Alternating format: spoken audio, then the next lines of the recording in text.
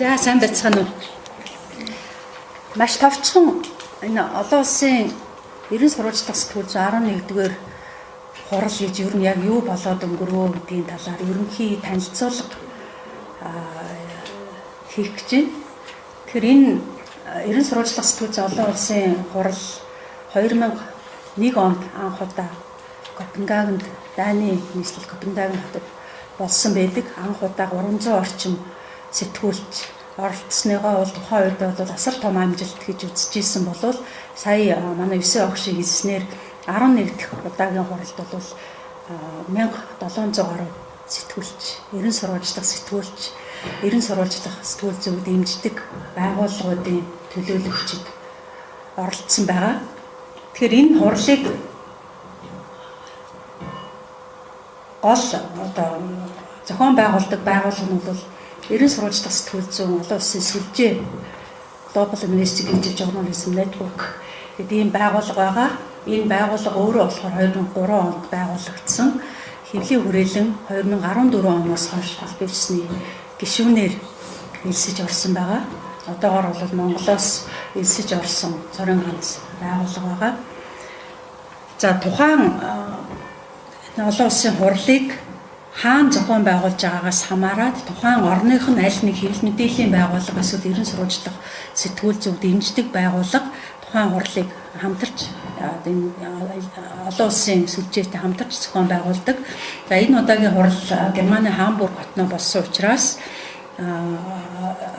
Network Recherche Interlink Academy Германы 2 төрийн бус байгууллага ерөн сурвалжлах сэтгүүл зөв дэмждэг. Сэтгүүл зүйн чанарыг дээшлүүлэх зорилгоор сэтгүүлчдэд мэргэжлийн зөвлөгөө сургалт зохион байгуулдаг. Ийм хоёр байгууллага хамтран зохион байгуулсан. За тэгээ нэлээд нүсэр том хурал болсон учраас мэдээж хэрэг санхүү хөрөнгөний хувьд бол бас нэлээд их хөрөнгө шаардсан том хурал болсон байгаа. 300 орчим дэлхийн янз бүрийн орны 300 орчим сэтгүүлчдэд тэтгэлэг олгосон байдаг. Өөрөөр хэлбэл оролцох замын зардал, оролцохтой холбоотой бусад зардлыг даасан зөвхөн энэ нь ихэд өөрөө бол асар их хөрөнгө мөнгө зарцуулсан нь тодорхой. Тэгэхээр санхүүжүүлэгч байгууллагуудын хувьд бол тогтмол санхүүжүүлдэг цөөхөн хэдэн байгууллага жишээлбэл нээлтийн нийгэм хүрээлэн Конрад Аденауерын сангийн хэвлэл мэдээллийн хөтөлбөр гэх мэт ийм байгууллага байдаг. За тэгээд тухайн хурлыг хаана зохион байгуулж байгаагаас хамаарат тухайн орны одоо хэвлэл мэдээллийн байгууллагууд, сангууд нэлээд үүрэгтэй оролцдог. За энэ удаад бол Германы хэвлэл мэдээллийн байгууллага, томоохон байгууллагууд болон Германы ерөн сурвалжлах сэтгүүл зөв дэмждэг сан төрийн бус байгууллагууд, улс төрийн сангууд нэлээд их дэмжлэг үзүүлсэн байдаг. За нийтдээ 20 гаруй үндсэн санхүүжүүлэгч байгууллага, за дээрээс нь 50 орчим хамтран зохион байгуулагч, хамтран санхүүжүүлэгч нийт ингээд 70 гаруй байгууллагын хөрөнгө мөнгө санхүүгээр энэ хурал бүтсэн байдаг.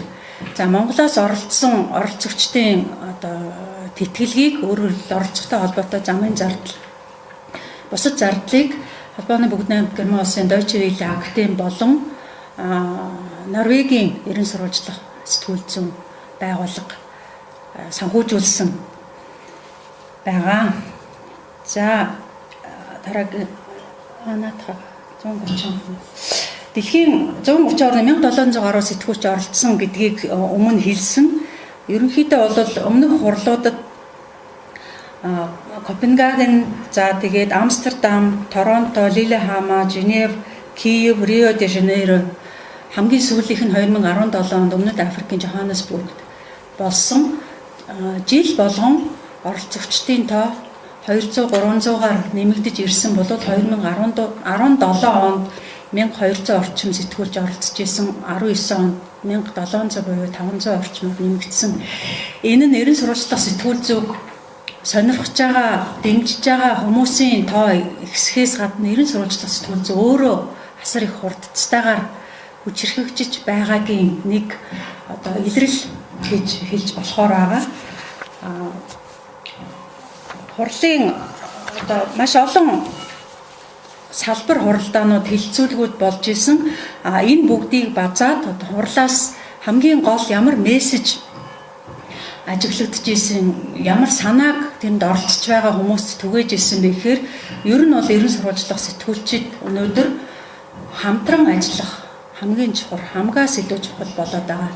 Хэрвээ чи өөрийгөө ерөн сурвалжлах сэтгүүлч гэж үзэж байгаа бөгөөд өөр бусад сэтгүүлчидтэй, өөр бусад хэвлэл мэдээллийн байгууллагуудтай хамтарч ажиллаж эхлэегүй байгаа бол чи цаг үеэс асар их хоцордсон байна. Өнөөдөр хамтарч ажиллахгүйгээр ерөн сурвалжлах сэтгүүлч үүргээ биелүүлэхэд асар хэцүү болцсон гэсэн ийм мессеж болоо салбар хуралдаан болгоноос түгээгдэж исэн. Яагаад хамтын ажиллагаа ийм их чухал болцсон бэ гэхээр нэгдүгээрт бол мэдээч эрэг мэдээлэл даяаршиж байгаа мэдээллийг нэг ялангуяа зөрчил, хүчирхийлэл, гэмт хэрэгтэй холбоотой мэдээллийг дэлхийн өнцөг булан бүрээс цуглуулах боломжтой болсон. Тэгж цуглуулах шаардлагатай болсон. Яагаад тэгэхээр зөрчил, гэмт хэрэг өөрөө даяаршиж байгаа. Өөрөө дэлхийн нийтээрээ сүлжээ үүсгэж тэр байтугай улс орны засгийн газрууд томоохон улс төрчид өөр бусад улс орны улс төрчтэй хамтарч хил дамсан гэмт хэргийг хийж байгаа учраас ерөн сурвалжлах сэтгүүлчид хамтран ажиллахаас өөр аргагүй байдал орж байгаа. За дээрэс нь мэдээллийг гуйлах сүлжээ даяаршиж, өөрөөр хэлбэл асар их хүчтэй явагдаж байгаа технологийн тусламжтайгаар улс орны засгийн газрууд, улс төрчид мэдээллийг гуйлахад хамтран ажиллаж байгаа. Мэдээллийн манипуляц хийхэд хамтран ажиллаж байгаа. Энэний эсрэг сэтгүүлчид бас хамтран ажиллаж ийж нөгөө үнний төлөө тэмцэх бодит үнэн гэдэг маань яг юу вэ гэдгийг гаргаж ирэх тийм л боломж бий болж байгаа. За дээрэс нь хамтран ажиллахад технологийн боломжууд бол асар их хурдцтайгаар хөгжиж байгаа учраас өнөөдөр ерөн сурвалжлах сэтгүүл зүйн хамгийн гол урай хамтын ажиллагаа гэж байгаа. За хурлын үндсэн агуулгын хувьд дараагийн слайд. Нийтдээ 4 өдөр үргэлжилсэн 250 гаруй салбар хуралдаан, хэлэлцүүлэг, үйл явдлууд болж өнгөрсөн. Өөрөөр хэлбэл нэг өдрийн дотор бол 40, 50, 60 гаруй панел хэлэлцүүлгүүд, воркшоп, үйл явдлууд, уулзалтууд, зөвлөгөөн, үзэсгэлэн гэх мэтийн оролцож болох тийм сонголт байсан учраас энэ бүгдийг базаад тийм юм ярьсан гэж хэлэхэд бол асар хүндрэлтэй. Гэхдээ зүгээр ерөнхийдөө энэ 4 хоногийн хугацаанд болж өнгөрсөн үйл явдлуудыг зэгцлээд цөөхөн хідэн агуулгаар нь базах юм бол хамгийн нэгдүгээрт бол ерөн сурвалжсан сүүлийн үеийн бүтээлүүдийн танилцуулга, хэлэлцүүлгүүд бол нэлээд олон болж исэн. Сүүлийн үеийн бүтээл ерөн сурвалжлахад оролцсон багийн гишүүд, за дээрэс нь тухайн тэр бүтээлийг, тухайн тэр орныг сонирхож байгаа сэтгүүлчид, магадгүй сэтгүүл зүйн багш нар, мэрэгчлэнүүд хамтраад өдөрт дор хаяж хэд хэдэн ерөн сурвалжлах сэтгүүл зүйн бүтээлийн танилцуулга, хэлэлцүүлэг явагдаж исэн. За энээс заримыг нь өнөөдөр манайх бас зохион байгуулж байгаа хүмүүсээс танилцуулна. Зүгээр товчхондоо гэхэд бол жишээлбэл Германы Norddeutscher Rundfunk Германаас сирлүү чиглэсэн хүний 8 Германаас өсвөр үеийнхнийг Сирд байрлах Иракийн исламын байгууллагуудад эсвэлэн оруулж байсан тухай ерөн сурвалжилсан бүтээл 4 жилийн хугацаанд ерөн сурвалжилт бий болсон бүтээлийг танилцуулж ирсэн. За өмнөд Солонгосын Ньюстапагаас гаргасан өмнөд Солонгосын онлайн архивын хамгийн том 2 байгууллагын нэгнийх нь гүйцэтгэх захирал нууцаар видео бичлэг хийгээд тухайн тэр хийсэн бичлэгээрээ янз бүрийн төвшний хүмүүсийг шантаажлах аргаар асар их өндөр орлого авч ирсэн тухай ерөн сурвалжилсан бүтээлийг танилцуулсан байсан. За Аргентинд ижил хүйснүүдийг дарамтлах, үзэн ядалтыг дэвэргэх, ижил хүйснүүдийг амийг нь хороох ийм гэмт хэргийг тархац болон хаана ямар төрлийн гэмт хэргийг ямар төрлийн байгууллага хүмүүс үйлдэж байгаа тухай data visualization суурилсан бүтээл гаргаж танилцуулж ирсэн байсан. За Филиппиний ерөн сурвалжлах сэтгүүл зүйн төв нэлээд хүчтэй энэ хуралд ер нь жилийн хуралд оролцдог. Филиппиний ерөн сурвалжлах сэтгүүлчид, энэ төвийн сэтгүүлчид Филиппиний ерөнхийлөгчийн болон гэр бүлийнх нь бүртгэгдээгүй эд баялаг, бүртгэгдээгүй компаниудын үйл ажиллагааг илчилсэн юм ерөн сурвалжлах бүтээлийг танилцуулж ирсэн.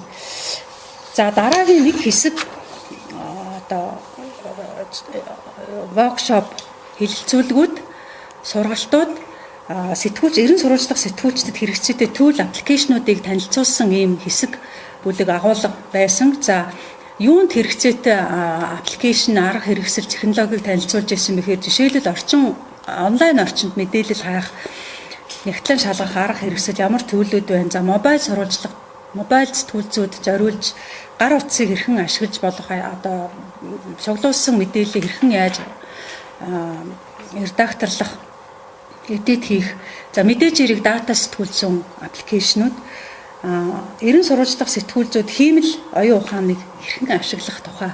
За хиймэл оюун ухааныг хэрхэн ашиглахтай холбоотойгоор болж юуг бас нэмж хэлэх хэрэгтэй гэхээр ерөн сурвалжлах сэтгүүлчүүд хамтын ажиллагаа хамгийн чухал гэдэг тэр утга санаанд бол сэтгүүлчид зөвхөн өөр хоорондоо хамтраа зогсохгүй компьютер технологийн мэргэжилтнүүдтэй хамтарч ажиллахаас өөр тийм аргагүй байдал үүсээд байгаа. Ялангуяа алгоритмик ерөн сурвалжлах зорилгоор хөгжүүлж алгоритмын тусламжтайгаар тодорхой мэдээллүүдийг олж, ирж хаах, нотлох тийм боломжууд байгаа арга жишээнүүдийг танилцуулж ирсэн. За дараагийн сая тодорхой сэдвээр хэрхэн ерөн сурвалжлах хийх тухай нэлээд олон хилцүүлэг воркшопууд зохион байгуулагдсан. За онцлог сэдвүүд бол уур амьсгалын өөрчлөлт, эрүүл мэндийн салбар, анагаах ухааны салбарт гарч байгаа асуудал, зөрчлүүд, зохион байгуулалттай хил дамсан гэмт хэрэг, уул уурхай, хүчирхийлэл, авилгалтай холбоотой асуудлууд энэ мэдээж хэрэг ерөн сурвалжлах сэтгүүлчийн хувьд сонгомол сэдвүүд байгаа.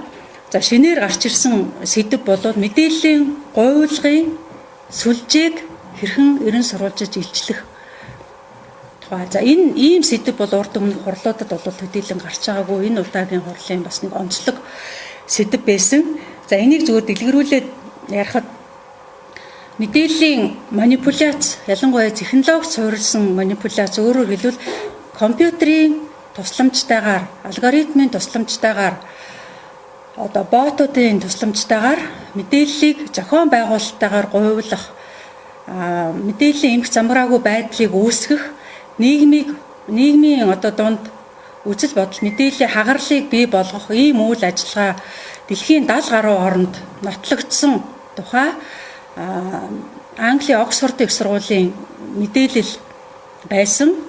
За ингэж одоо зохион байгуулалттайгаар технологид суурилсан мэдээллийн манипуляц хийх нь сүүлийн жилүүдэд асар хурдцтайгаар өсөж байгаа. За сүүлийн 2 жилийн хугацаанд бол 150% өссөн тухай тоо баримтыг гаргаж ирсэн байдаг. За тэгээд ингэж мэдээллийн манипуляц хийхэд бол жишээлбэл тухайн улс орны тэр нөгөө гуйвуулж байгаа мэдээллийн зохион байгуулагчдын 87% нь бодит хүний аккаунтыг ашиглаж байгаа. Хин нэгэн хуурамч аккаунт биш. Бодит хүний аккаунтыг ашиглаж байгаа. 80% нь болохоор бот компьютерийн тусламжтайгаар автоматар түгээгдэж байгаа мэдээллийг ашиглаж байгаа. За 11% нь болохоор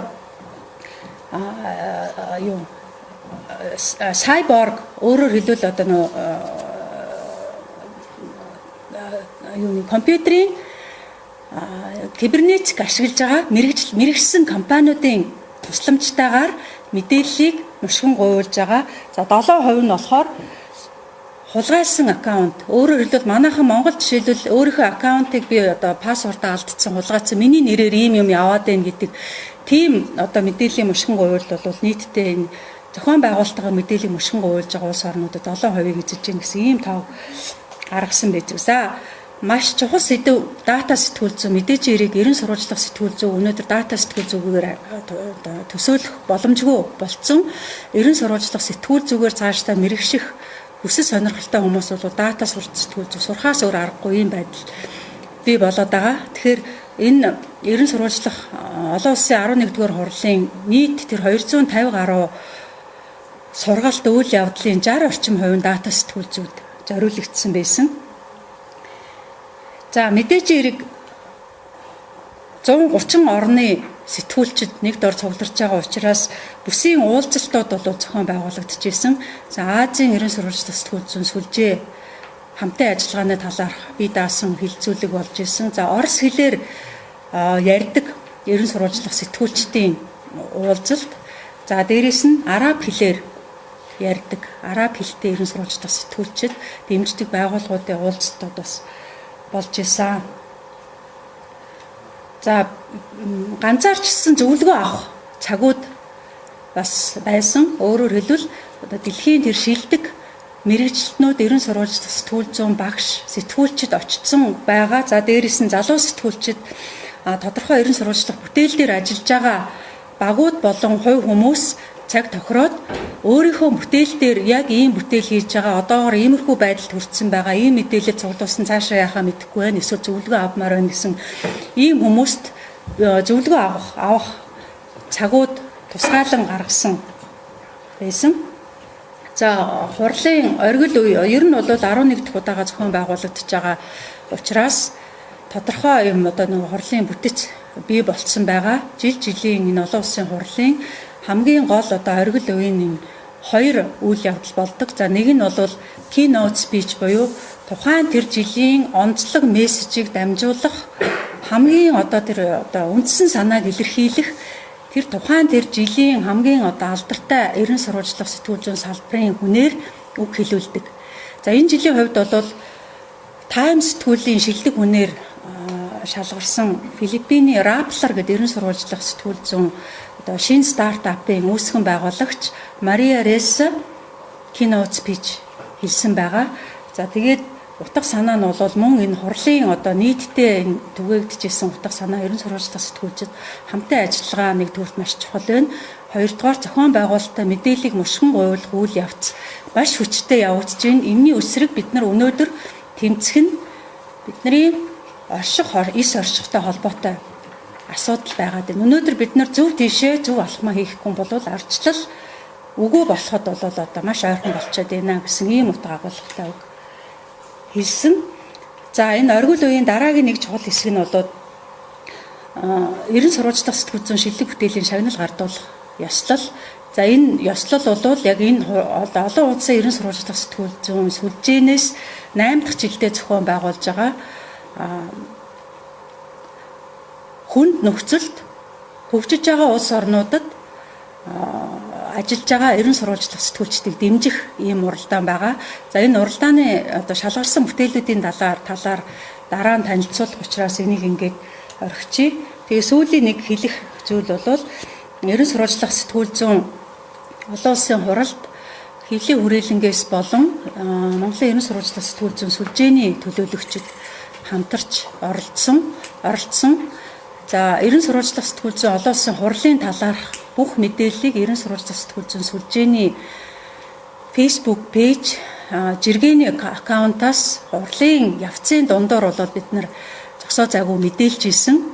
Энэ ерөн сурвалжлах сэтгүүл зүйн сүлжээ гэдэг ийм байгууллага энэ хурлын одоо хуралд оролцож ирснээрээ үйл ажиллагаагаа идэвхтэй зохион байгуулж ирж байгаа гэдгийг бас дуулгах хэрэгтэй байх. Өнөөдрийн энэ уулзалтанд ерөн сурвалжлах сэтгүүл зүйн сүлжээний зарим гишүүд, удирдах зөвлөлийн гишүүд болон дарга оролцож байгаа. Одсуран багшийн ерөн сурвалжлах сэтгүүл зүйн сүлжээний удирдах зөвлөлийн даргаар ажиллаж байгаа. За Цэрэнжав бас удирдах зөвлөлийн гишүүнээр ажиллаж байгаа энд оролцож ирсэн.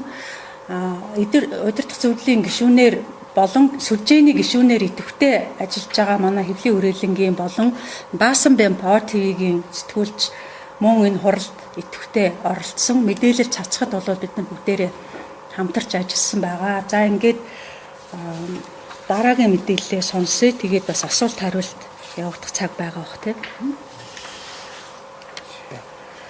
За дараагийн мэдээлэл болохоор за хил дамнасан ерөн сурвалжлага имплантуудын баримтууд гэж байгаа. Энэ ямар учиртай юм гэхээр түрүү мандах захирлын илтгэлээр гарч ийн тий. Олон улсын түвшинд сэтгүүлчид хамтарч ажиллахгүйгээр ер нь цаашаа явах аргагүй болсон байна гэдэг. Яг тийм нэг жишээ бол энэ имплантын баримтууд байгаа. Тэгээд тэрнээс өмнө бас дурдах нэг жишээ одоо зүгээр хамтын ажиллагаа зөндөө олон жишээд энэ олон улсын хурал дээрээс харагдаж байгаа. Жишээ нь одоо Азийн сэтгүүлчид болон одоо Азийн ерөн сургалтын сүлжээний сэтгүүлчид хамтраад одоо хуурамч одоо шинжлэх ухаан гэж ярьдаг тийм fake science-ыг хэрхэн илрүүлэх тухай тийм хилцүүлэг хийжсэн. Одоо тэр шиг одоо юу гэдэг хуурамч шинжлэх ухаан гэх нэг тийм биднэрт ойлголт байдаг тийм одоо юу гэдэг нэг тийм шашны ч юм уу эсвэл нэг тийм хит одоо шинжлэх ухаан шиг харагддаг мөртлөө хийсвэр тийм зүйлсийн тухай одоо сэтгүүлчид ерөн сурвалж байна. Олон улсын түвшинд хамтарч ажиллаж байна. Одоо дэлхийд ерөөсөө сард 6000 гаруй тийм хуурамч шинжлэх ухааны тийм хэлбэртэй тийм хурлууд болдог. Янз бүрийн тийм хуурамч юунууд диплом, гэрчлэгээнүүд, сертификатууд гардуулдаг гэдэргээ тэрийг бол бүр олон жишээгээр харуулж танилцуулж ирсэн. За тэгээд хамтын ажиллагааны жишээг за хэвлэлийн өрөөлөнгийн түншлэл хариуцсан менежер багш оюун цэцгийн. За баярлалаа. Би тэд бүгдээрээ мэдчихэж байгаа нөгөө Панамын баримтууд Paradise Papers гэж гарч ирэл маш их шууган тарьж ирсэн. Тэгээд тэрний дараа ямар ерөн сурвалжлага хийгдсэн болоо гэж сэтгүүлч нар сонирхож магадгүй. Тийм учраас сүүлийн үед хийгдсэн их олон орны сэтгүүлчид оролцсон ийм жишээг яаж яг ийм бүтээлийг хийгээд байгаа юм гэдэг тэр агуулгыг хэлнэ гэсэндээ туршлага болгож Монголын сэтгүүлч нарт танилцуулах зорилгоор энэ мэдээллийг бэлтгэсэн байгаа. За яг миний танилцуулах презентацийн бол тэр чигээрээ яг энэ хурал дээр танилцуулагдсан энэ одоо мэдээллийг нэгсэндээ энэ ерөн сурвалжлах бүтээлд оролцсон сэтгүүлчийн танилцуулсан энэ хөлбөрийг бол танилцуулнаа. Тэндээс бид нар яг яаж энэ олон улсын сэтгүүлчний хамтарч ажиллаад байгаа юм бэ гэдгийг олж харна. Тэрнээс өмнө ер нь энэ бүтээл имплантын баримт гэдэг энэ бүтээлийн талаар нэг богинохон видео бичлэгийг орчуулж бэлтгэсэн байгаа гэдгийг хамтдаа үзье.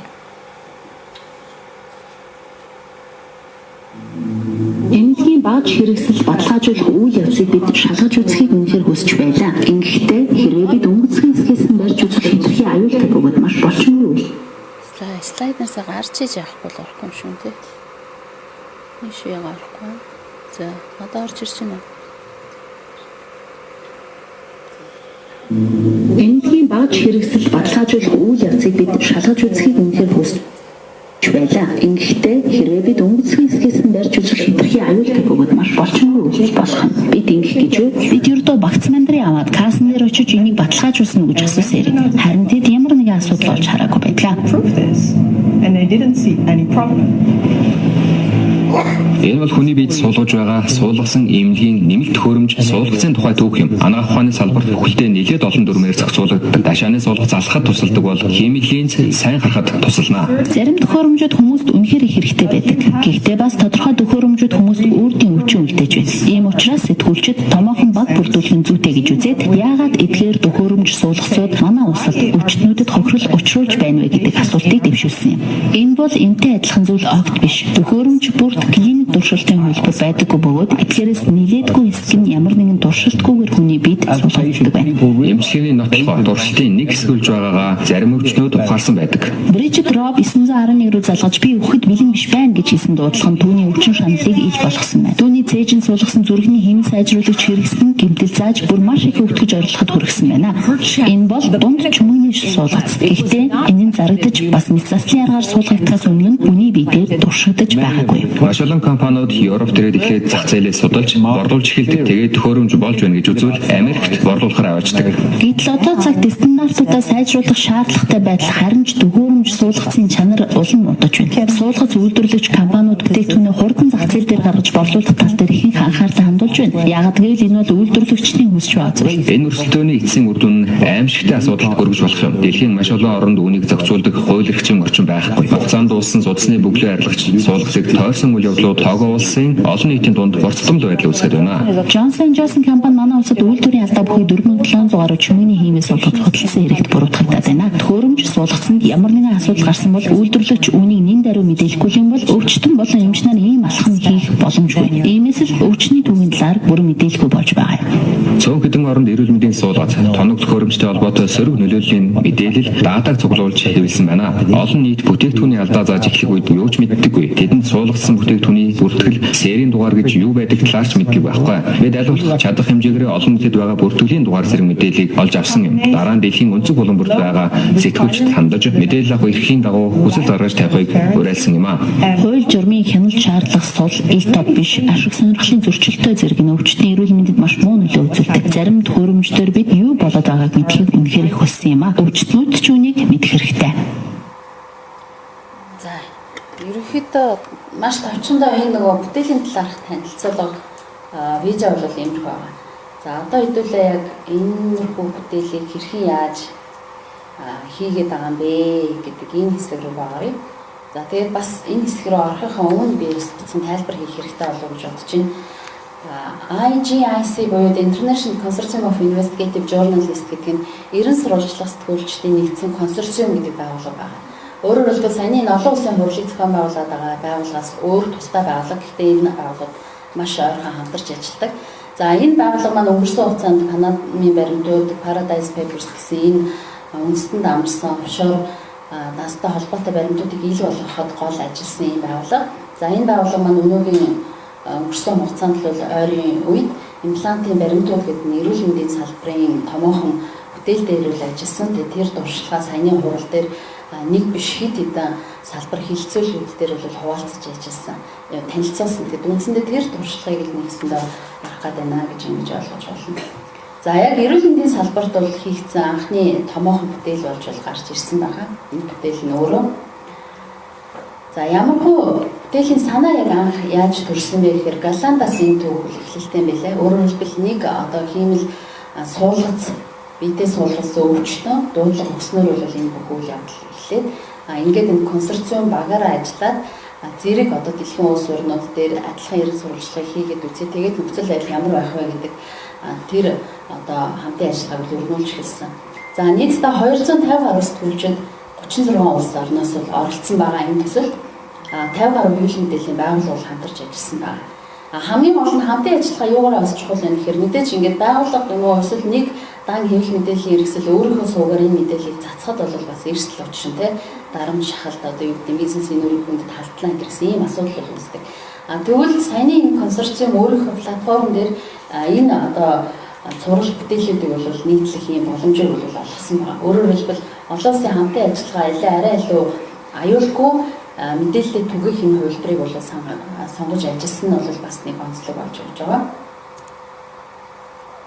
За, эрен сурвалжлах нь дэлхийн хэмжээний тогтолцоог эрен сурвалжилсан. Ерөнхийдөө энэ суулгац гэж нэрлэдэг байгаа эмнэлгийн энэ тоног төхөөрөмжийг ер нь яг ямар стандартаар, ямар шаардлагаар яаж ингэж зах зээлд нийлүүлээ тэрийг хүн одоо эрүүл мэндийнхаа бүтээгдэхүүн хэлбэрээр ингэж ашигладаг юм бэ? Энэ тогтолцоо ер нь яаж явагддаг юм бэ гэдгийг бол нэгсэндээ эрен сурвалжлахад гол анхаарал нь бол чиглэсэн байна. Тийм учраас нөгөө асуудлын хамар хүрээ үйл илүү их өргөн салбарын болон эмч мэрэгчлэнүүдийн үүрэг оролцоог бол нэлээх нарийн харсан. За, бодлого боловсруулагчид энэ дээр ямар хариуцлага хүлээгээд байдгийг гэдгээр бол бас онцгойлон анхаарсан. За, эмчлүүлэгчдэд уучраад байгаа энэ хүндрэл бэрхшээл үр дагавар үр нөлөө бол бас өндөртэй байд юм байна гэдгийг бол анхаарсан ийм эрен сурвалжлах бүтээлийг бол хийсэн байна. За, асуудлын хамрах хүрээг бол нөгөө олон улсын сэтгүүлч нар хамтраад ажиллаад хэлэхээр иймэрхүү байдлаар бол гаргаж ирсэн байна.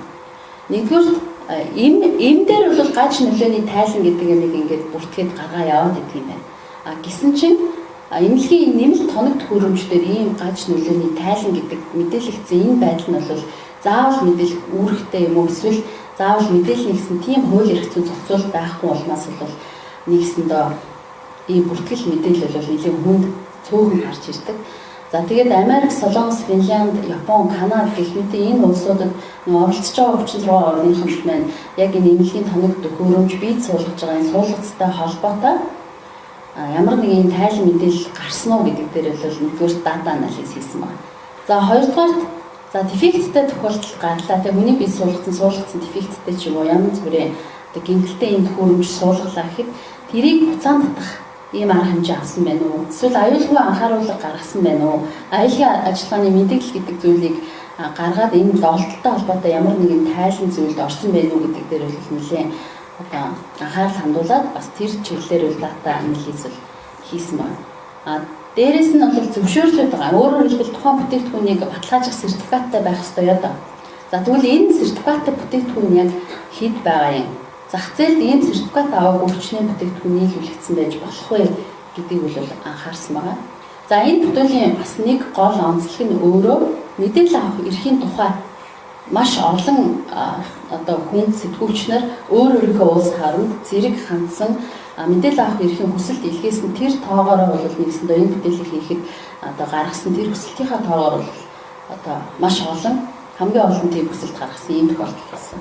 Өөрөөр хэлбэл нөгөө 36 орны сэтгүүлчнэр маань зөвхөн бүтээлийг хийхтэй холбоотойгоор 1500 гаруй ийм хүсэлтийг аль биесээр холбогдох төр засгийн байгууллагуудаа бол илгээсэн байдаг. Яагаад ийм хүсэлтийг гаргах болсон бэ гэхээр жишээ нөгөө тоног төхөөрөмж суулгац нийлүүлдэг компанитай холбоотой мэдээлэл авъя гэх тэгэхээр тэр нь зарим улсынхаа хуулиар нууцад орсон. Эсвэл тухайн одоо компани хэдэн тоног төхөөрөмж нийлүүлсэн бэ, зарсан бэ, борлуулсан бэ гэдэг нь бизнесийн нууц гэхээр хязгаарлагдсан байсан учраас сэтгүүлчнэр бол энэ мэдээлэл авах эрхийнхаа дагуу хүсэлт гаргах гэдэг энэ аргыг бол маш сайн ашиглаж чадсан ийм кейс болсон байлаа. Нөгөө нэг зүйл нь бол харилцан мэдээлэлээ маш сайн солилцож ажилласан ийм тохиолдол. Өөрөөр хэлбэл нэг орн нь мэдээлэл өгөхгүй байлаа гэхэд нийлүүлэгч орноос нь эсвэл суулгацыг хүлээж авч байгаа хүлээн авагч орноос нь бол нөгөө импортын тайлан мэдээч гэдэг юм уу мэдээллийн санд нь одоо нэг газраас нөгөө тийш хэдэн ийм суулгацыг нийлүүлдэг гэдэг энэ тоо баримтыг бол гаргаж ирж датан дээр дүн шинжилгээ хийж үзсэн байна. Тэгээ ингээд энэ бүх тоо баримтыг гаргаж ирсний үр дүнд ямар үр дүн гаргасан бэ гэхээр жишээ нь өнгөрсөн 10 гаруй жилийн хугацаанд Америкийн нэгдсэн улсад яг хувийн сэтгүүлэгчдийн тайлан судалгаанд дурдсанаар бол ийм эмнэлгийн тоног төхөөрөмж суулгацтай холбоотойгоор 1.7 сая гаруй осол гэмтэл бүртгэгдсэн юм байна. Тэрэн дотроос 83 мянган хүн амны одоо амь нас ирсэцсэн ийм тохиолдол гарсан байна гэдэг айхтар тоо бол гарч ирсэн байна. Өөрөөр хэлбэл бид нар ингээд нэг баталгаатай гэж бодоод байдаг те хүний бид хэрэгтэй гэж бодоод байдаг тоног төхөөрөмжөөс шалтгаалсан осол гэмтэл гэдэг юм уу нас баралтын тоо бол ингэж гарсан бол байсан. За датан дээр анализ хийсэн гэдээсэн. За тэрнтэй холбоотой бас хэд одоо датаг бол гаргаж ирсэн. Нөгөө тоног төхөөрөмж маань өөрөө их олон янз байгаа тий. Түрүүний видеон дээр бол жишээ дунд чүмэгний суулгац гэдэг юмыг ярьж ирсэн. Яг дуудлага өгсөн хүн бол жишээ зүрхний хэм тохируулагч гэдэг тэр суулгацнаасаа болоод өвдөд шоконд орж байгаа ийм зүйл гарч ирсэн. Тэгвэл нөгөө улс орн болгон тодорхой бас янз бүрийн тоног төхөөрөмжийг сонгож авч ирэн сурвалжлах хийсэн байна. За жишээ нь Америкийн хувьд хөхний суулгацын гажиг нөлөө хөхөнд ийм нөгөө бас суулгад юм байна л да. За тэрний одоо гаж нөлөөний талаар ямар нэгэн бүртгэл юм орж уу гэдэг дээр илүү их анхаарсан байна. Зарим улс орнууд нь бол нөгөө ижил төрлийн бүтээгдэхүүнийг илүү нөгөө доголдолтой байж магадгүй гэж бодогдож байгаа таамаглаж байгаа ижил төрлийн бүтээгдэхүүнүүд дээр бол ерөн сурвалжлага хийж явж үзсэн байлээ. За тэгээд ингээ харсан чинь гаж нөлөөний илэрч буюу энэ бүтээгдэхүүнийг ашиглаад надад гаж нөлөө гараад байна гэдгээ нэгсэндээ тайлагнаад мэдээлээд тэрнийхэн дагуу цуглуулсан тоо баримтыг нь үзэхээр бол бас өөр нэг дур зураг гарч ирсэн юм байлээ. За гол үр дүн нь бол их тохиолдолд Америк юм уу Европын орнуудад үйлдвэрлэгдсэн бүтээгдэхүүнийг хүмүүс өндөр хөгжилтэй оронд хийгдсэн юм чинь энэ л баталгаатай гэдэг ийм нэг харанхуй үтгэлээр л ханддаг гэдэг энэ зүйл нь бол нэгдүгээрт гарч ирсэн байсан. За тэгээд Америк Европын орнуудад ямар нэгэн жишээлбэл хөхний суулгацын гаж нөлөөний тайлан гэдэг энэ тайлан бол олон нийтүүд мэдээлэхгүй байх ийм хуулийн одоо цоорхой бол үүсгэсэн байсан. Бизнесийн нэг нэр хүнд талд нь барин өдр гэдгээр. Тэгэхээр нөгөө тоо баримт нь мэдээлэгдэхгүй яваад байдаг учраас асуудал юу болж байгаа вэ гэдэг нь өрдөөсөө олон нийтэд ил биш байгаад байсан ийм тохиолдол гарсан байлаа. Түүнийг бол ерөн сурвалжлах явцдаа бол ил болгосон. Ерөн сурвалжлах 250 гаруй сэтгүүлчдийн маань хамтраад гаргасан нэг л гол таамаглал байгаад байсан. Бид нар яг ямар үр дүнд хүрэх гээд байгаа юм. Тэр таамаг нь юу байсан гэхээр үндэстэн дамнсан их хэмжээний мөнгөний асуудал ер нь энэ суулгац гэдэг юмны ард байд юм шүү. Эрүүл мэндийн төхөөрөмж үйлдвэрлэлүүд байгаа энэ хүмүүсүүд чинь ашгаа илүү их хараад одоо үйлчлүүлж байгаа, эмчлүүлж байгаа хүмүүсийн эрүүл мэндийн асуудлыг номер 1 тавьдгүй биш үстэй гэдэг энэ таамагийг бол дэвшүүлж ажилласан байлаа. Тэрийг хэд хэдэн үндслээр бол нотолсон байна. За түүний нэг хэсэг нь бол жишээ нэмэлт их сурвалжийн судалгаа гэдэг зүйлээс тухайлбал улс орон болон өөрийнхөө шүүхийн мэдээлэл бүртгэгдсэн барим боломжтой байх ийм тоо баримтыг үл цуглуулж харсан байна. Америк нэгдсэн улсын гадаад авилгын ирэлгийн журамч гэдэг юм уу энэ баримт бичиг нөгөө шүүмжлэгч, хохирогч, эмч нар ханган нийлүүлэгч гэх мэт энэ одоо харилцаатай холбоотой ямар мэдээллүүд байна. Жишээ нь үзэгсэлэн худалдаанууд дээр энэ нөгөө төхөөрөмж нийлүүлж байгаа компаниуд яаж оролцдгийг, маркетингээ яаж гаргаж ирдгийг. Эсвэл энэ компанид талд ажиллаж ирсэн хуульч өмгөөлөгчдийн одоо задруулсан ямар баримт байна гэх мэтчлэнгийн энэ бүх мэдээллийг бол краудсорсинг хийж нэмэлт их сурвалжаас цуглуулсан байна. За энэ бол нөгөө саяныхаа таамагийг дэвшүүлэх нэг одоо арга нь бол байсан. За хоёр дахь компанитай холбоотой бичиг баримтыг наривчилсан судалгааг бол маш сайн хийсэн байна. За энэ дээр юу байна гэхээр санхүүгийн тайланд бүтээгдэхүүний асуудалтай холбоотой ямар нэгэн зүйл байна уу? Эсвэл хууль сахиулж байгаа хүмүүсээс ирсэн гомдол мэдээлэл юу ч гэдэг тийм юм байна уу юу гэдгийг бол харсан. За энэ компаниас гаргаж байгаа маркетингийн бүтээгдэхүүн танилцуулж байгаа тэр танилцуулга гэх мэт энэ мэдээлэл ер нь бол энэ компани ашиг олохын төлөө байгаад энэ эсвэл бүтээгдэхүүнийг сурталчлах талдаа байна уу гэдэг тэр одоо нэгсэндээ хандлагыг чиглэлийг бол тодорхой болгож харсан байна. За компани бас видео тест сурчлагаа гэх мэт энэ материалууд мөн үйлчлүүлэгч их сурвалжийн ярианууд гэх зэргийг бол харсан. За нөгөө дээгүүр нөгөө компани ажил олгогч ажилтнуудын сошиал медиа аккаунт, блогийг нь хүртэл дагсан байна. Өөрөөр хэлбэл өөрсдийнх нь ажиллаж байгаа компанитай холбоотой тэр бүтээгдэхүүнтэй холбоотой ямар нэгэн мэдээлэл орж ийн үгүй юу гэдгийг нь бол хараад за тэр хандив тусламж авсан өгсөн асуудал нь ямар байх вэ гэх мэтийг бол харсан байна. За энэ хоёр арга бол нэгсэндээ нөгөө судалгаагаа хийх дата мэдээлэлд цуглуулах таамаглаа батлахын тулд хийж байгаа юм судалгааны хоёр арга болсон. За энэс гадна дараагийн аргууд нь эмч нарыг хараат байдалд орсон юм биш үстэй. Нөгөө бүтээгдэхүүнийг нэгсэндээ өвчтөндөө санал болгоод байгаа шүү дээ. Эмч эмнэлгийн ажилтнууд санал болгосноор хүмүүс суулгац тавиулж байгаа. За тэд нар яг хараат байдалд орж үгүй юу гэдгийг нь бол судалсан байна. За яаж судалсан бэ гэхээр жишээлбэл аливаа нэгэн бүтээгдэхүүнийг зах зээлд нийлүүлэх юм уу одоо эмнэлэг үйлчлэгэнд ашиглахын тулд шинжлэх ухааны дүгнэлтүүд тайлан репорт судалгаанууд бол гарсан байх ёстой. За тэр судалгаан дээрээ бол аль нэг тухайлсан компанийг дурдж оруулсан байх үгүй юу? Энэ чиглэлээр ажиллаж байгаа эмч нар маань. За нөгөө олон улсын хурал гэх мэт зүйлд эмч ажилтнуудыг оролцоход нь компани спонсорлох ийм зүйл хийсэн байх үгүй юу? Эмнэлгийн тайлан дээр нэгсэндээ тухайн бүтээгдэхүүнийг нийлүүлэхтэй холбоотой ч юм уу санал болгохтой холбоотой өвчтөнд хүрэхтэй холбоотой ямар нэгэн зүйл дурддагдсан байна уу? За ашиг сонирхлын зөрчил байна уу? Өөрөөр хэлбэл эмч эмнэлгийн ажилтнууд маань компани талд үйлчилсэн орсон бүрэлдэхүүнд нь ордог ийм ашиг сонирхол байна уу? Төхөөрөмжийн үр нөлөө батлагдаагүй байхад туршилтын байдлаар хэрэглэх ийм тохиолдлууд байдаг. Өөрөөр хэлбэл компанитай эмч тохиролцоод тодорхой хэмжээнд өвчтний зөвшөөрлөөр шууд хэрэглэх ийм гэрээ контрактууд бас зарим тохиолдолд явагддаг. Ийм зүйл хийгдсэн байна уу гэдгийг л шалгаж үзсэн байна. За дараагийн зүйл нь засгийн газартай холбоотой мэдээллүүдийг бас шүүсэн. За тэн дээр жишээ нь тендер гэрээ үнийн санал илгээсэн, тендерт өрсөлдсөн, төр засгийн эрх барьж байгаа хүмүүсүүдэд лобби хийсэн гэх мэтчлэнгийн ийм мэдээлэлүүд гарч ирж үү гэдгийг шалгасан байлаа. За хуулийн хийдэл ба компани үүнийг яг яаж ашиглаад байна? Өөрөөр хэлбэл ямар нэгэн төхөөрөмжийг нэмэлт суулгацыг хүний бие суулгахаар ингэж нийлүүлэхийн тулд тухайн орны хуулиар энийг хориглосон юм эсвэл зөвшөөрсөн ямар шат амжилтгүй зүйлийг бий болгох юм бэ? Шаардлагыг тавьд юм бэ гэдгийг нь бол судалж үзээд яг ийм эмнэлгийн тоног төхөөрөмжийг суулгаж байгаа эмнэлгүүдийнхаа санхүүгийн байдалд бол дүн шинжилгээ хийсэн байна.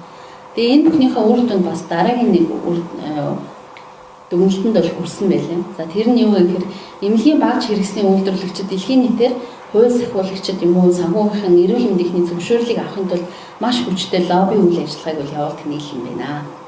Ингэж лобби үйл ажиллагаа явуулдаг нь бол нотлоо. Ингэснээрээ чанар муутай төхөөрөмжийн зөвшөөрлийг маш хурдан хугацаанд бол гаргаад байна.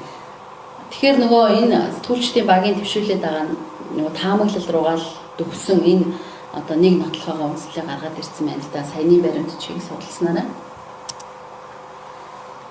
Олон улсын баг бас нөгөө эмчлүүлэгчдийн эрхийг хамгаалах чиглэл рүү сүүлдээ энэ нөгөө түүхээ бариад судалгаагаа хийгээ ингээ яваад байгаа. Явцдаа бол нэлээд орж ирсэн байгаа.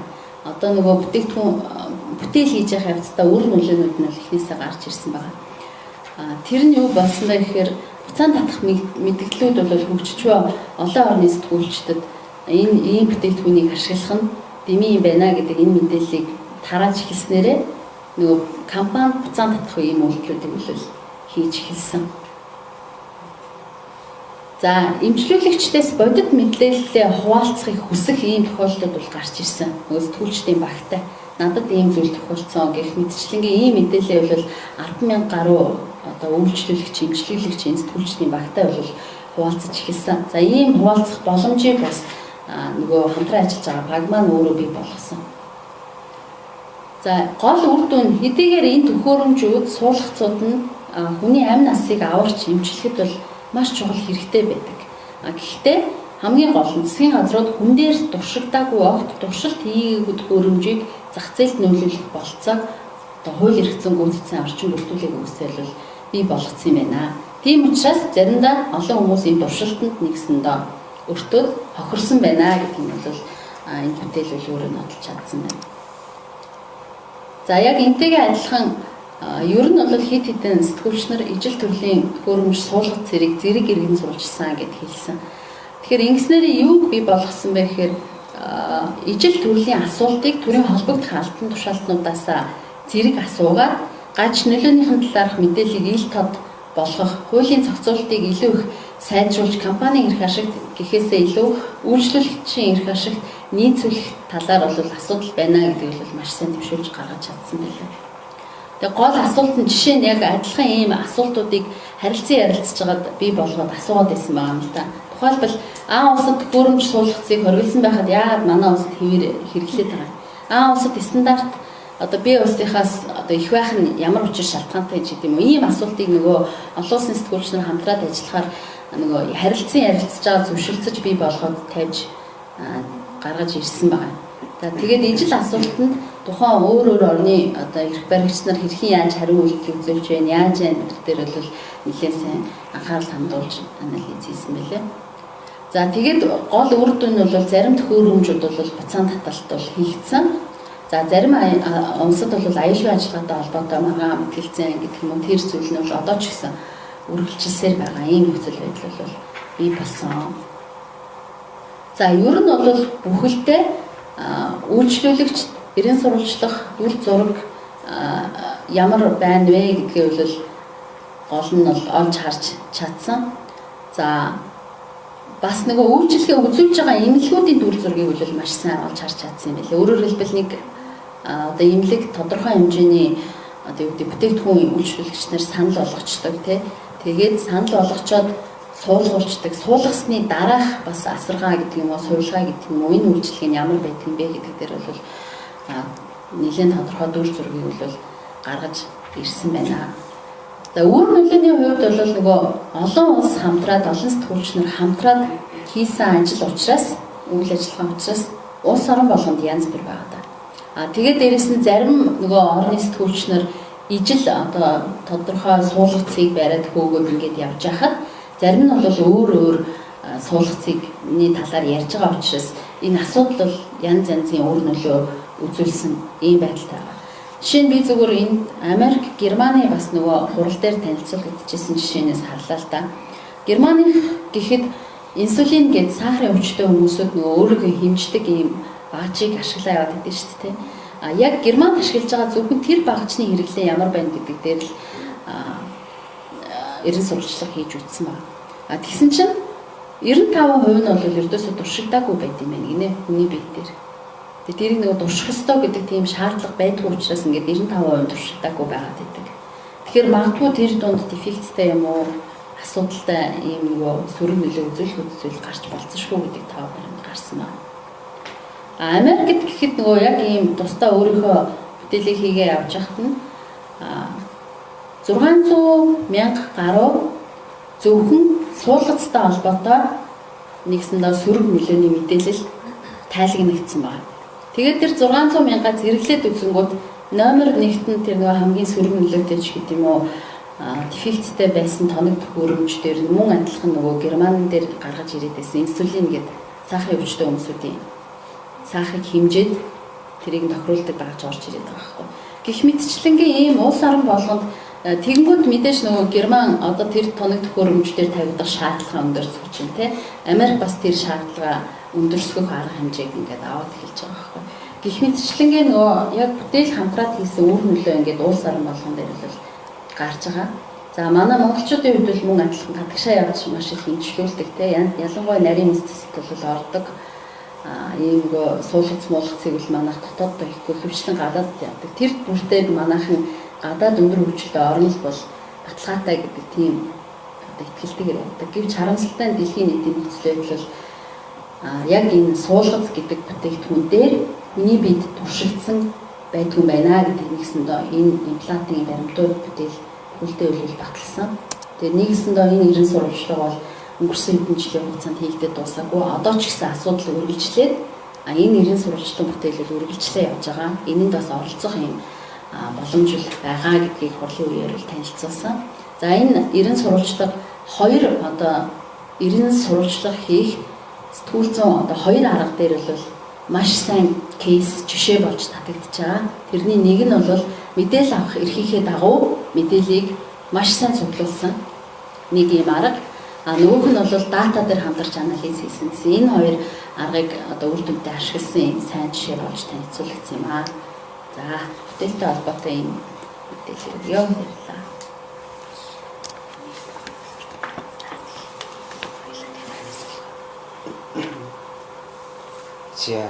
За олон улсын хамтын ажиллагааны талаар бол нэлээд ярьлаа тийм. Тэгэхээр 90 сурчлах сэтгүүлчдээр заавал олон улсын төвшөнд ингэж хамтарч ажилладаг сэдвэн нэм айхтар том. Одоо шинэ энэ сэдв гэхэд дэлхийд даяар бараг 400 тэрбум долларын зах зээл үе тийм том зах зээл байгаа. Тэгээд 90 сурчлах гэх ийм том сэдв байдаг гэж бас ойлгож болохгүй. Жишээ нь одоо хурал дээр бол small news юм буюу одоо жижиг редакцууд хэрхэн 90 сурчлага хийх вэ? Орон нутгийн мэдээллийн хэрэгслүүд хэрхэн 90 сурчлага хийх вэ гэдэг тийм бас агуулгыг ярьж ирсэн. Тэгээд яг үүнтэй холбоотой нэг жишээг одоо орон нутгийн хэвлэл мэдээлэл хэрхэн 90 сурчлага хийх вэ гэдэг энэ жишээг Канадын CBS лөө. Энэ талаар туул багш. За мэдээлэл өгнө. Баярлалаа. За сая бол олон орны сэтгүүлчид хамтарсан туршлагыг бид нэр сонслоо. Бас том хэмжээний бүтээл болсон байгаа. За миний танилцуулж байгаа бүтээл бол жижиг телевиз гэхээсээ илүүтэй зүгээр мэдээний агентлагийнхан CBC Канадын телевизийн CBC телевизийн мэдээний багийнхан хамтраад гаргаж ирсэн юм бүтээл байгаа. За энэ бүтээл яг юунаас хэлсэн бэ гэхээр за тухайн телевизийнхэн бол одоо юу гэдгийг эрх баригчдыг сонсъё гэхээсээ илүүтэй иргэнээ сонсъё гэсэн яг ураатай ажилладаг. За тэгэхээр нөгөө иргэдээс бол 3 жилийн дотор 2-3 удаа ч юм ингээд өндөр настай хүнээ ямар нэгэн байдлаар ингээд асарч байсан сувилагч нь ёс бус үйлдэл хийсэн байна. Энийг мэдээлж өгөөч гэсэн мэдээллийг тавьсны үндсэн дээрээс 2-3 удаа мэдээ гарсан. Гэхдээ мэдээний хүртээмж болоод хүрсэн үр дүн бол тэмч өндөр байгаагүй. Тэгээд сэтгүүлч нар яасан бэ гэхээр мэдээлэл олж авах эрхийнхаа дагуу эмнэлгийн ажилчдаас бол өндөр насны тэр дундаа 65-аас дээш насныхны хандсан юм мэдээлэлтэй холбоотой юм баримтуудыг датануудыг сурлуулж авсан. Энэ дээр юу байсан бэ гэхээр бэртэж гинтээд ирсэн. За тэр байтугай амь насны хохирсан юм өндөр наснуудын мэдээллийг харахад дандаа юм ахын гинтийн осол гэсэн дата нөгөө эмнэлгийн магадлалууд их бичигдсэн байсан. За энэ бол ялангуяа тоон дээр нь бол дата аналист харьцуулалт хийгээд үзэхэд 3 жилийн дотор бол нэг дахин өссөн юм хандлага ажиглагдсан сэтгүүлчдийн анхаарлыг татсан учраас асрамжийн газар болоод хувь хүмүүсийн ажиллаж байгаа сувилагч нарыг яг үнэхээр ахмад наснуудтай зөв бусаар харьцдаг юм уу, биед нь халдлага ямар нэгэн байдлаар учруулсан уу гэдгийг нотлохын тулд эдгээр сэтгүүлч нар телевизийн агентлагууд болохоор тухайн өндөр насныг эргэх нэрэлээрч байд юм уу тийм ээ, асрамжийн газарт нууц камер байрлуулж ажилласан байгаа. За тэгээд тухайн асрамжийн газраас сонгохдоо тухайн датагаас хамгийн их хандлт авсан аль асрамжийн газар байж болзошгүй гэдэг тоог ажилласны үндсэн дээрээс тухайн газруудад нууц камер ажиллуулж ажилласан байгаа. Тэгээ яг энэ үр дүнд нь юу болсон бэ гэдгийг бичлэгээс харагдах байгаа. Та бүхэн тэгс рүү бичлэг нь анхаарлаа хандуулна.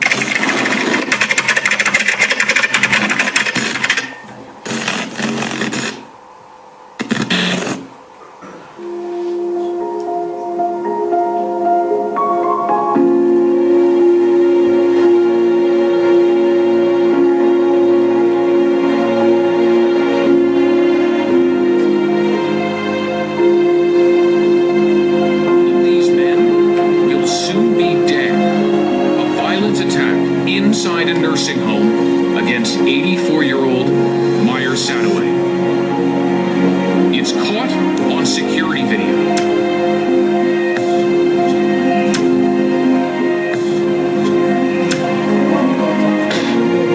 Video, the home, Baycrest, kept hidden from Meyer's family.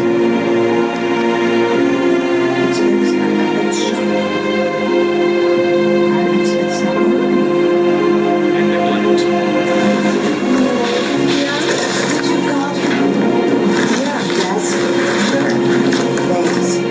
We arrive in time to rescue this woman. I think somebody needs help outside. Give her trouble. Freezing. Her wheelchair hooked on a flower pot. You're not even funny enough. Канадад CBC телевиз 3 жилийн хугацаанд Ахмадын асрамжийн газар болоод гэрээр асрах сувлиш нарын өөрчлөгч нартайгаа зөв бус харьцаж буй иргэдийн гомдол мэдээллийг түвшиглэн анхаарч ажиллав. Тэдний анхаарлыг сүүлийн жилүүдэд ахуйн осол гэсэн бүртгэлтэй эмнэлгийн магталтад татсан юм. Тиймээс ч тэд 2018 онд нууц камер ашиглан асрамжийн газрын ёс бус үйлдэл ерөн сурвалжлагыг цацсан нь ихээхэн шуугаан дэгдэж чадлаа. Өгөгдөл өнгөц харахад асрах хэмжээний тоо харин гүнд нь нэвтрүүлж түүх үйлж байдаг. Тиймээс ч тэдний харьцуулж гаргаж ирсэн зүйл бол гинтийн золгүй осол гэмтэл гэсэн тоо 5 жилийн хугацаанд нэг дахин өссөн буюу 2013 онд 888 байсан бол эргээд 2200 хүрсэн асуудлыг хөндөг сэдв болж өгсөн юм. Ингээд тус телевизийн мэдээний баг 3 жил ажиллаж мэрэгжлийн дата аналистууд ажилласан нь тухайн осол гэмтэл хамгийн их өссөн буюу бүртгэгдсэн асрах газрыг сонгон нууц камер байрлуулснаар тэдний дэвшүүлсэн таамаглал батлагдсныг та бүхэн харж байна. Өндөр наснуудыг бие махбодын хувьд өвшүүлэх хан мөргүүлэх зохицол халдлага илэрснээс гадна сэтгэл санааны дайралт доромжлох хараах үйлдэл тэргүүлсэн байна. Үүнээс гадна гэр бүл ойр дотныхон зүгээс санхүүгийн хувьд дарамтлах орлогууд мөн илэрснээс гадна хамт асрах газарт байгаа хөгшчүүл нэг нэгэндээ бэлгийн хүчирхийлэх үйлдэлх тохиолдолч гарсан байна. Хүчирхийлэлт өртөгчн хүүсийн хувьд ижил бөгөөд эдгээр халдлагын араас биеийг огцон муудах ба нас барах тохиолдол хүртэл гарсан байна. Эдгээр асрамжийн газарт байгаа 65-аас дээш насны Ахмадын 34% биеийн болон сэтгэл зүйн хувьд ёс бус зүйлсээр тулгардаг байсан гэдэг нь уг ерөн сурвалжлагаар ил болжээ. Мөн дэлхийн нийтээр хүчирхийлэлд өртсөн 200 тохиолдолд тутмын 63 даалт хэлбэрт илрээгүй байдаг гэсэн судалгаа бий бөгөөд асаргаа муу байсан ойлгохыг хичээдэггүй үл тоомсролдог ба эмийн цагт нь өгдөггүй зэрэг шалтгааныг ч оролцуулж гаргаж ирсэн юм. Hip is broken that night. He dies 4 days after the attack. Lost their brother.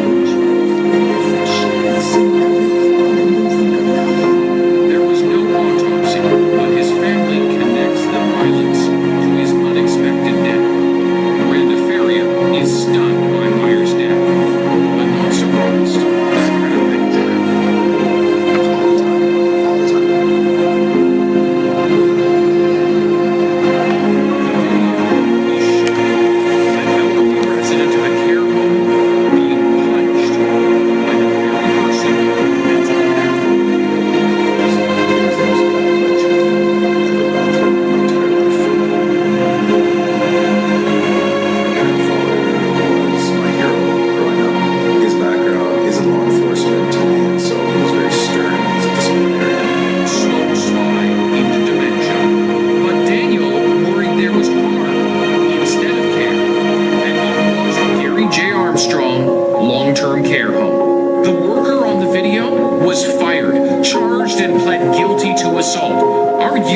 analysis shows this wasn't isolated.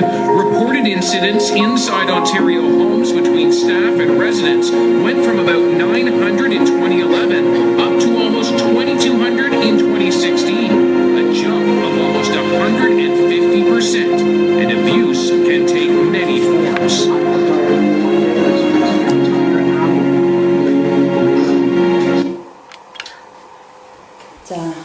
За нэг юм ерөнхий сурчлага талд нууц камер ашиглаад одоо би болсон бүтсэн байна. Тэгэхээр одоо энэ телевизийн видео ерөнхий сурчлага дээр бол сэтгүүлч нар яг ийм бичлэгүүд үзээ дараас нь ямар шинэлэг зүйл хүргэжсэн бэ гэхээр одоо үзэгчид техник технологиг дагаад телевизээр бол дүрсээр баяжуулаад бид нар бол хангалттай их мэдээллийг авах боломжтой болсон. Тэрнийг дагаад үзэгчдийн хүлээлт бол маш өндөр болсон. Үзэгчид яг юу болсон бэ гэдгийг детальчилж харахыг хүсдэг болсон. Тэгэхээр нөгөө та нар ярихаасаа илүү харуулад өгөөч гэдэг зүйлийг одоо шаардлагыг их тавьдаг болсон гэсэн. За тэгээд CBC-ийн бол яг энэ бичлэгийн араас сэтгүүлч нар болоод одоо сэтгүүлч нарыг сурж байгаа багш нарт бас тийм зөвлөгөөнүүдийг өгсөн. За ерөн сурвалжлагыг та нар бүтээхдээ видео ашиглахдаа юу дээр анхаарах вэ гэдэг голлох тиймүүдийг өгсөн. Тэгээ би бас таадыг сэтгүүл зүйн багш нар ирсэн байна, сэтгүүлч нар ирсэн байна, зүгээр сонирхох байх гэж та самбар дээр бэлтгэсэн байгаа.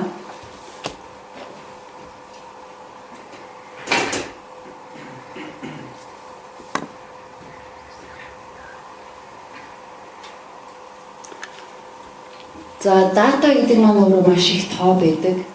Тэгэхээр бид нар дата статистикийг ашиглахдаа өгүүлж ярьж уншихаасаа илүүтэй видеогоор ихэхийг хэрвээ боломжтой бол хин нэгнээр яриултыг заавал өгөх шаардлагатай бол.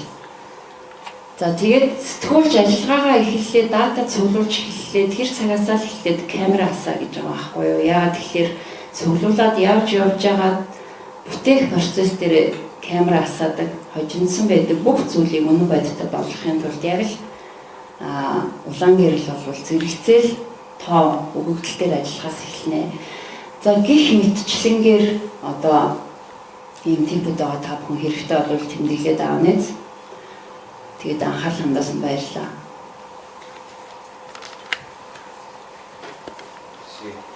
За туулгач баярлалаа. Маш сонирхолтой маш сэтгэл имзэглэмээр тийм.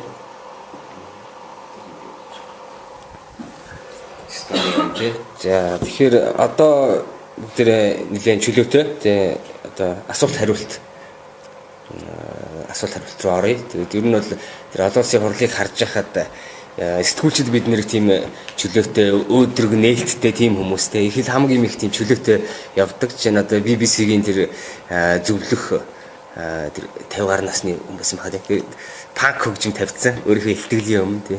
Тэгэхээр одоо хөгжим явуулах нь хашийн зөвөр хэдүүлээ чөлөөтэй асуулт хариулт явъя. Тэрнээс өмнө манай хуралд хамт явсан сэтгүүлч Баасан Бямахын бас юу сэтгэлийг сонсъё тий. За тэр тэгэхээр ерөнхийдөө бол нэлээд олон орны сэтгүүлчид бас хэвлэл мэдээллийн эрен сурвалжлага чиглэлийн байгууллагууд оролцсон та бүхэн мэдээлэл авсан баг. Миний хувьд бас 10 гаруй орны сэтгүүлчидтэй уулзаж санал бодлоо солилцсон. Ер нь бол одоогийн байдлаар өнгөрсөн 3 жилийн хугацаанд яг миний хувьд бол одоо манай багийн хамт олон 2 төсөл дээр гэдэг юм уу дэлхийг хамарсан эрен сурвалжлах 2 бүтээл дээр хамтран ажиллаж байгаа. Үр дүн хараахан гараагүй та бүхэн мэдж байгаа бах таамаг зөвлөсөн эрен сурвалжлах сэтгүүлчийн гол шалгуур бол баримтыг нягтлаад, дахин нягтлаад, бас дахин нягтлсны дараа олон түмэнд түгээх байдаг. Тэгэхээр энэ эрен сурвалжлах үйл ажиллагаанд оролцоод хамтран явж байгаа юмнууд бол би. За энэ 11 дахь удаагийн хуралд оролцоод бас хүмүүсийн санал бодол, сэтгүүлчдийн санал бодлыг сонсож байхад ойлгосон 2 зүйл байгаа. Нэгдүгээрт бол эрен сурвалжлах сэтгүүлчид нэгт хамтарч ажиллах ёстой. Бие биедээ илүү ихтэй байж илүү их амжилтанд хүрнэ гэсэн ийм нэг гол мессежийг бол ойлгосон. За энэ нь бол одоо энэ Финландийн MLE гэдэг телевизийн одоо сурвалжлагч Мина Галн гэж сэтгүүлч ярьж ирсэн. Сэтгүүлчид ингээд өөрсдөө баримт материалуудаа өөртөө хадгалцдаг. Ганцаархан ингээд хавдараал. Тэгэл тэрийгэ баяжуулж байгаа л нэг боллоо гингүүтээ олон дүнд хүргэндэ гэсэн байдлаар ингээд өөртөө хадгалцдаг. Гэтэл энэ нэргээд эрсдэлтэй байдаг. Тийм учраас өөрт байгаа баримтаа аль болох бусадтайгаа хуваалцах, эрен сурвалжлах бусад сэтгүүлчдтэйгээ тэр баримт материал дээр хамтарч ажиллах илүү үр дүнтэй шиг үүдэг ийм санааг бол хэлж ирсэн. За энэ Германы NDR гэдэг Public Television энэ сурвалжлагч Елена Глуч гэдэг бүсгүй бол бас ярьж байгаа. Ер нь 36.1 250 орчим сэтгүүлчийг хамарсан ийм бүтэцтэй дэлхийг хамарсан яг саяны жишээнүүдээр гардаг шиг эрен сурвалжлах бүтээл хийхэд нэлээд их одоо төвчээр шаарддаг гэж ярьж байсан. Мөн одоо ийм бүтэцтэй болохын тулд нэлээд их ихтгэлцэл одоо бие биедээ итгэл байх хэрэгтэй гэсэн ийм зүйл ярьж байсан юм а. Тэгэхээр манай Монголын хувьд ямар байна гэхээр эрен сурвалжлах сэтгүүл зүйн чиглэлээр ажилладаг сэтгүүлчид бол олон жилийн өмнөөс хамтраад ажиллаж байдаг. Заримдаа 2-3-аараа, заримдаа ганцаараа. Гэхдээ ихэвчлэн бид нар цөөх хүлээ буюу ганц нэгээрээ л энэ бүтээлүүдээр ажиллаад байдаг. Сүлжээ үүсгэж ажилласан зүйлүүд бол бий. Амжилтанд хүрсэн бүтээлүүд ч бас бий. Ер нь бол эрен сурвалжлах сэтгүүлчид сүлжээгээ илүү өргөн цар хүрээтэй болгоод тэгээ бүтээл дээрээ илүү баримт мэдээлэл хувааж хамтарч солилцож явбал илүү үр дүнтэй маа гэдэг бол бас энэ хурал дээр олон сэтгүүлч хэлж ин лээ. За тэгээд нөгөө талаар түрүүн энэ Филиппиний туршлага бол бас эрен сурвалжлах сэтгүүлчүүд нэлээд олонтоо сайн туршлагаараа дурддагддаг. Түрүүн хэлжсэн Мария Ресса гэдэг эмэгтэй бол ер нь нэг нийтийн төлөө, нийт нийгмийн төлөө явцгаая. Тэгэхгүй бол эрен сурвалжлах сэтгүүл зүгээр ажилладаг сэтгүүлчдийг одоо занал хийлэх, амь насанд нь халдах, тийм ээ? Ер нь бол эрсдэл өндөртэй. Тийм учраас нэгийг нь өөнтгөлдөг юм уу, гоочилдог ч гэдэг юм уу, нэгэнд нь асуудал үүсэх юм бол нийтээрээ хамтдаа тэмцэцгээе гэсэн ийм уриалгыг энэ 11 дэх хуулиар гаргаж ирсэн. За ер нь бол бас нэг санаа нь эрен сурвалжлах сэтгүүлч байснаас биш ямар ч гэмт хэрэг хийгээгүй. Сэтгүүлчээр ажиллаж байгаа гэмт хэрэг биш юм бол ямар ч гэмт хэрэг хийгээгүй. Тийм учраас бид хамтдаа зоригтой тэмцэцгээе.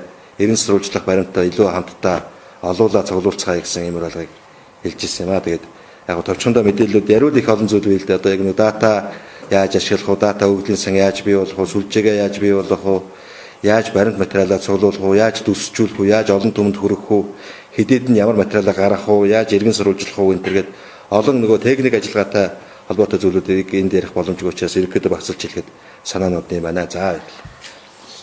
За асуулт хариулт. Асуулт байна. Нөгөө олон улсын 2 жилд нэг удаа болж байгаа дэлхийн эрен сурвалжлах хурлын зэрэгцээгээр бүсийн хурлууд болдог. Азийн хурал мөн 2 жилд нэг удаа өөрөөлөг нэг дэлхийн хуралтайгаа сөүлжөд явж байгаа. Өнгөрсөн жил Азийн хурал Сеулд болсон. Ирэх жил 20 онд Малайзад Куала-Лумпурт болохоор шийдвэр нь бол гарсан байгаа. За Африкийн эрен сурвалжлах сэтгүүл зүйн хурлыг эрен сурвалжлах сэтгүүл зүйн сүлжээний гишүүд өөрсдөө бас зохион байгуулсан байдаг. Тэгээ энэ хурлын зар тэтгэлэг олгох зар бол интернетээр нээлттэй зарлагддаг. JIJN.com баха тий. Олон улсын эрен сурвалжлах сэтгүүл зүйн сүлжээний вебсайтаар Facebook болон Twitter-ээр жил болгон хурал зарлагдаад хурал зарлагдсны дараахан тэтгэлэг олгох зарлал явдаг. Тэгээд ялангуяа хөгжиж байгаа улс орнуудын сэтгүүлчдэд бол тэтгэлэг нэлээд олон хүнд тэтгэлэг олгодог.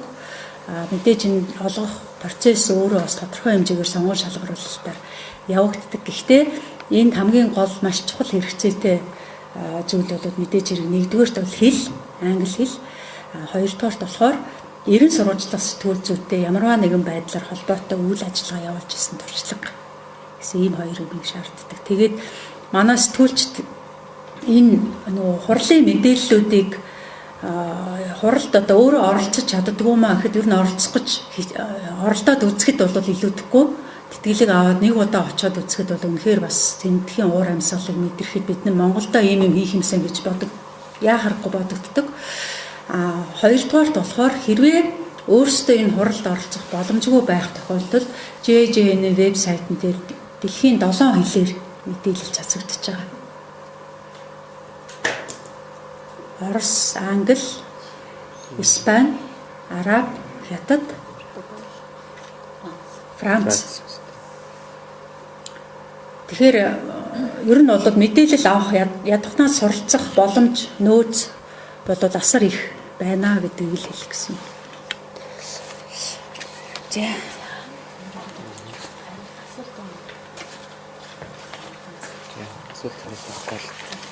Тийм таны сэний ярьсан дүгнэлт гэж дүгнэлт.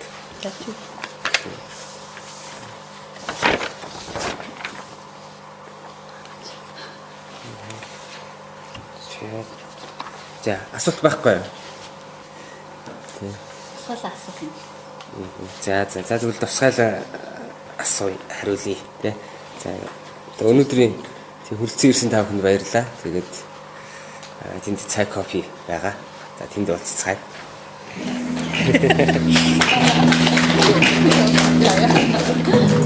Цай кофе дэс.